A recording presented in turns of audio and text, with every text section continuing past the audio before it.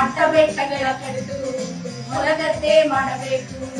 ಗುಲಗಂಜಿಯಲಿನ ಕೆಂಪು ಇಳಿತಾನೆ ಬರಬೇಕು. ಆರಕ್ಕೇರಿದ ಹೆಂಗಸು ಮೂರಕ್ಕಿಳಿಯಬೇಕು. ಮೂರಕ್ಕಿಳಿಯುವ ಮುಂಚೆ ಅರಗನ್ನು ಕಾಣಬೇಕು. ಮಕ್ಕಳಿಲ್ಲದ ಬಂಜೆ ಮಕ್ಕಳ ಇರಲೇಬೇಕು. ಬೀದಿಲಿ ಬಿದ್ದ ಮಕ್ಕಳು ಗದ್ದುಗೆ ಏರಬೇಕು.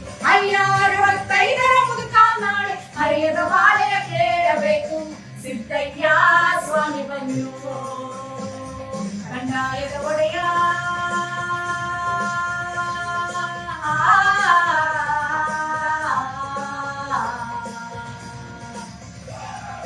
ಲಿಂಗಯ್ಯ ದಯ ಮಾಡೋ.